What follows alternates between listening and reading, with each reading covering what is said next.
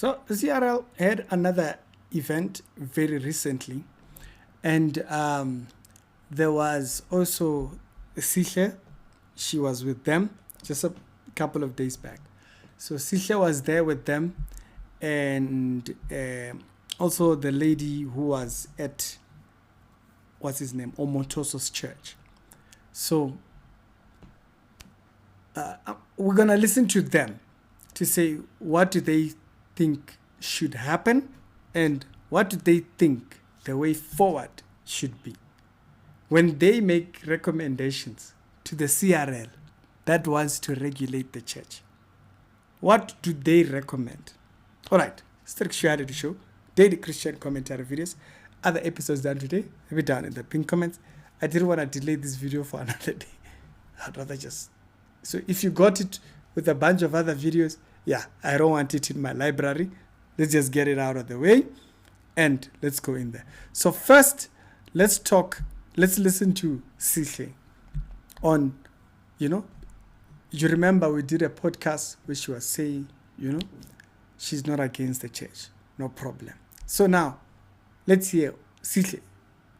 What's the goal of the CRL in your view? To church.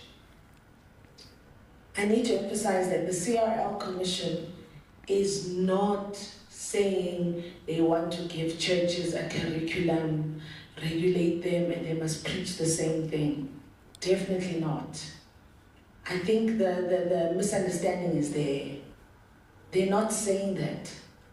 The CRL Commission, with people who have been victims, and with the help of the Section 22 committee, which I see has now been amended, there are women within that committee, which is a big, yes, it does deserve a clap.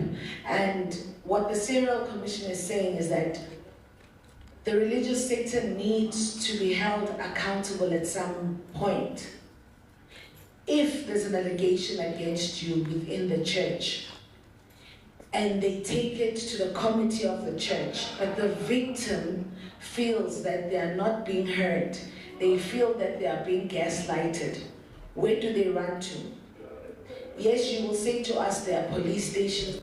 Okay, so from what Sihle is saying, she's saying the CRL with the victims. This is what we stand for. We're going to allow that the processes, something is being done by the things that people who are complaining about. Okay. If that's what Sihle says. Okay. So we're going to go to the other lady and hear her. What does she see the whole thing as? So that we can let's get a picture out of everything. That you can't make decisions. Now, if you think about the depth of that, you can't make decisions. Not independently, anyways. That person or the thing that is outside of you basically is what tells you how you're allowed to feel on any given day. Okay, so she's clearly talking about a cult. She's not talking about a church. She's talking about a cult. So that being in mind, that she can't be talking about a church, a normal church. Okay? Now that we understand, the person who's trying to control your mind, control what you think, believe, what? Yeah, that's a cult. Now that we are clear about that, let's hear her through. Whether or not you're allowed to eat or sleep on any given day. It tells you ultimately what you can do and informs your capabilities, giving no mind to any prior belief of what you were capable to do before. Now someone else is controlling you and telling you what you are capable of, what you must feel, what you must do, what you can and can't do. And ultimately, what you're allowed to be done to you. It is a systematic bulldozing of what you believe to have known about yourself. Cult. We are clear. The description she's giving is not a normal church. So we still need, what is the normal church like? Once we have what a normal church is like Sister was saying, she still goes to church. She's not against church. So once we have what the normal church is like, we can't regulate the normal church with cult behavior. Because, okay, we're going to go to what she recommends. Okay? You'll see where problems just arise. Just problems just arise by themselves. We have normal churches. The rest of us are in normal churches. You guys were in extremely cultish churches. Okay? Where they control your mind. No, my pastor doesn't control my mind. My pastor doesn't tell me what to say on these videos. Right? That's a normal church. Continue. In the past, it bulldozes your relationships with your friends and family, bulldozes everything that you believe to have known about yourself before, and takes hostage of your very autonomy, basically. My suggestion, I think, an immediate kind of step to action that could be taken to kind of dismantle this is regulating the amount of time that people spend in these institutions.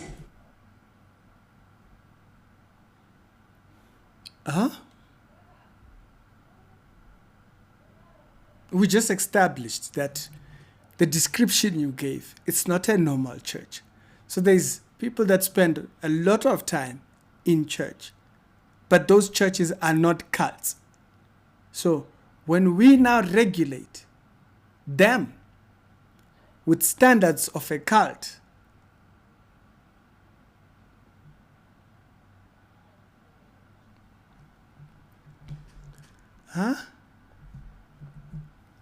suggestion again? This is regulating the amount of time that people spend in these institutions, in churches. I'm not saying don't worship, I'm saying if one individual or one institution controls so much of your time, then that means they control your mind ultimately. Okay, but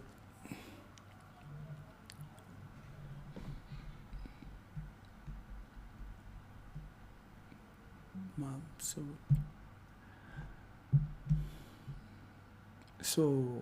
so control what others believe, because that's what you're going to be doing. That's what you're doing.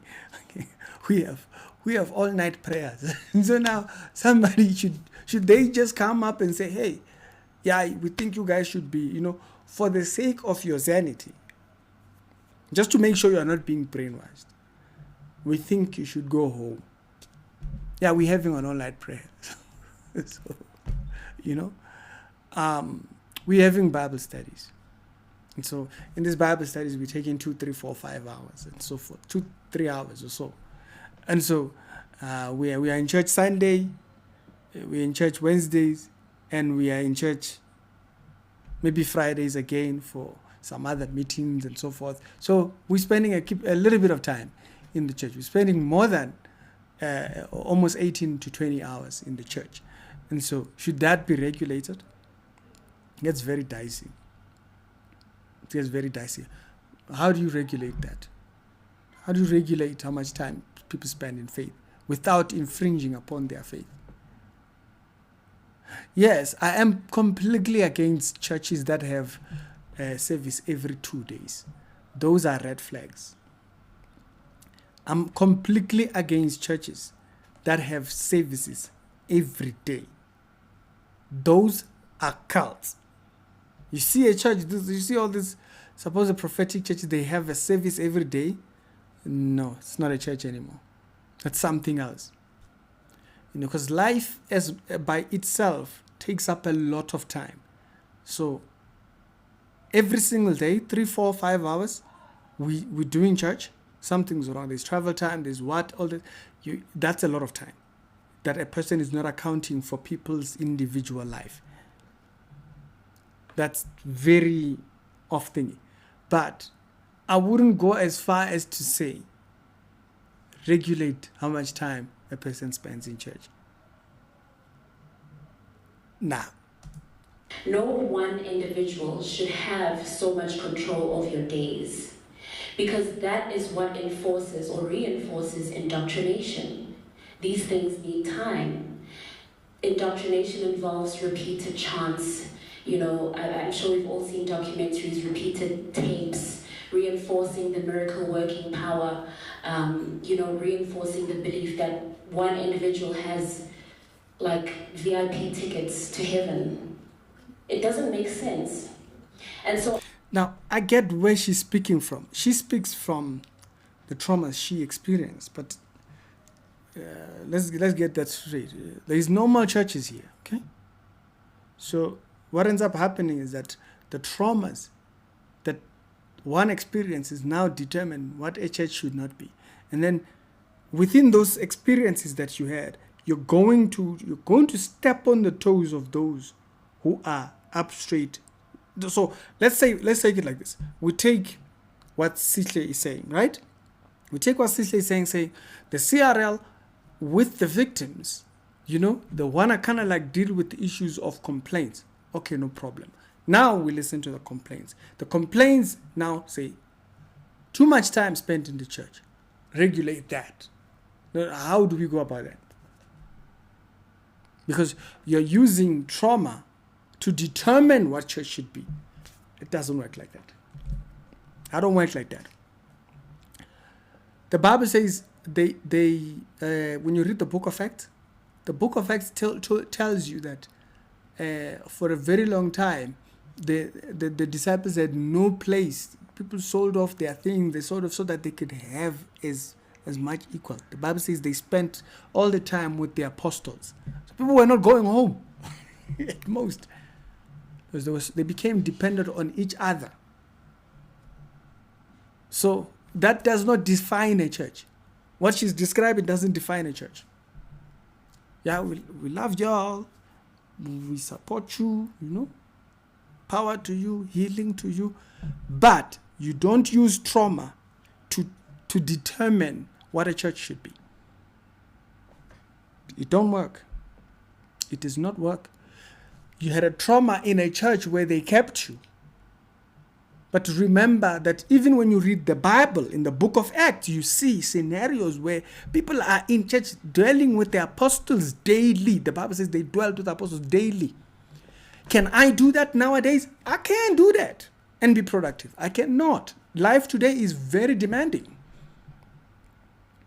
Life today is very demanding. This is why platforms like mine become important, because we are able to bite size and allow lessons daily to teach someone a lesson here, a lesson here, a lesson here.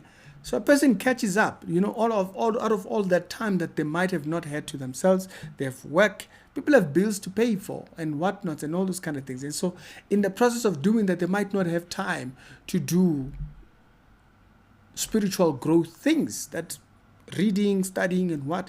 And so we're able to give them a small little portion of something so that they know which way to go to studying it. So if we say, regulate how much time a person spends in church. Okay, for instance, myself, I'm here almost 8-10 hours. Sometimes it goes over a little bit over to 12 hours, where I'm literally just focusing on the content that you guys are seeing on this channel. So that you could count that as time in church. So now you regulate me. If I'm just giving a hypothetical, not necessarily that. If you regulate me, you limit the time that I'm spending doing the work that will help someone know what subject matters do I want, what piques their interest, right? That's what this channel is doing. It raises a particular subject.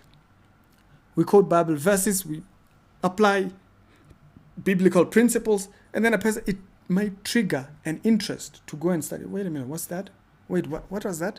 And then before you know it, they have something that they want to go and study. They're able to go and navigate that route.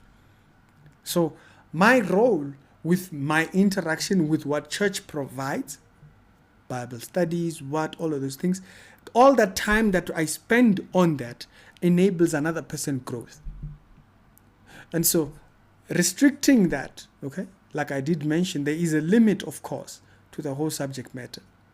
I do think that it becomes distractive when people are just spending every single day. You see it online, you're like, wait a minute, do these churches have a service every day? It becomes a bit toxic. That becomes a bit too much. Pastor, when do you get time to study? You're always, no, something's wrong. Something's wrong. People are not going to have time to study, read, what? And then you're going to be asking people to remember notes that you gave them when. Oh, they've never had time to sit down and actually read. During the week, nothing. And so you want to watch. You want to watch what you think the church should be like, with the model that the Bible actually puts out. Right?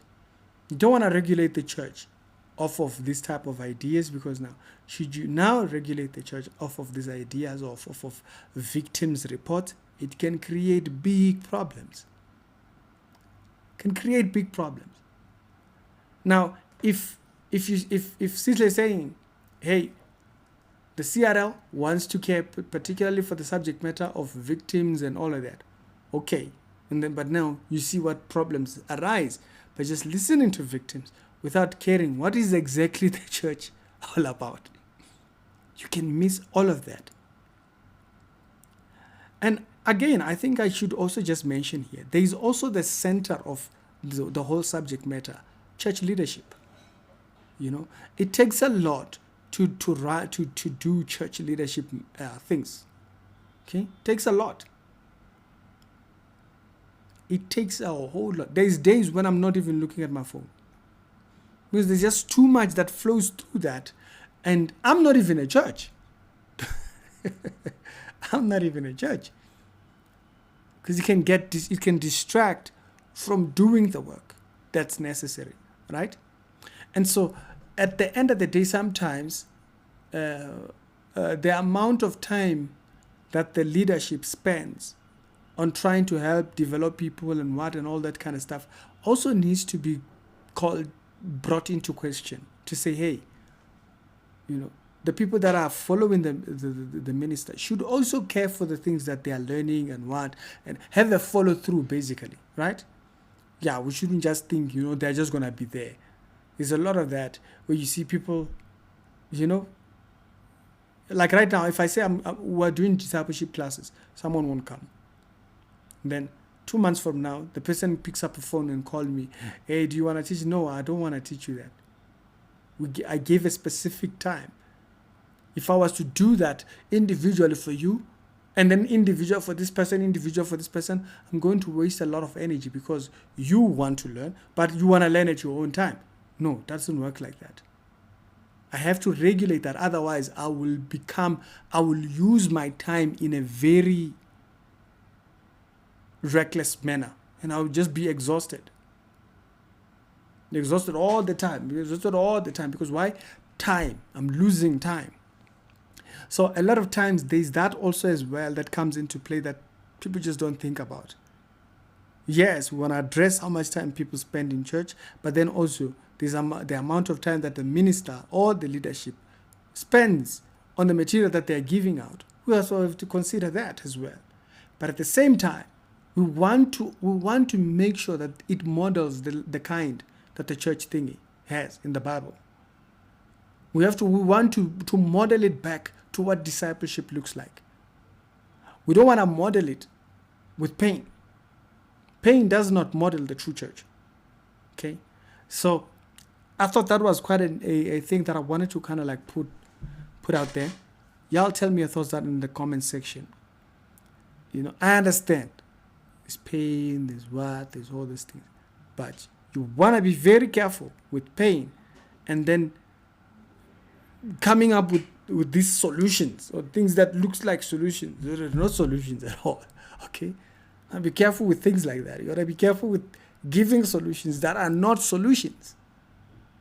It's possible to do that. It's not a solution to say people should spend less time in church. Like, wait, what? Should I spend less time in doing my work of service on that you see on this channel? Should I spend less time? Like right now, I've been working here. I've been sitting here working for the past couple of hours, almost 6-7 hours. So should I spend less time on that? No. I care about it, and I make sure that the product is good. Yeah, just in case you thought maybe, I just shoot videos. 1 minute, I'm done. Takes time to produce that. Okay? So we want to remember that the pains that victims have and whatnot, does not always reflect the true church. You want to really remember that. Otherwise, what ends up happening is that we will have solutions that are not solutions. And then now, what it will end up doing is that it will bring a resistance towards your story, right? Which is kind of like the opposition that Sihle had a little bit. Of course, she was being misunderstood, but which is kind of the opposition, because now people now feel like you're the one who's causing that, right? We support you, ladies. We stand behind you. You were done wrong, but at the same time, if it crosses the line to where I'm now being told, or someone is being told, no, there might be possible regulation to regulate. No, wait, what are you now regulating?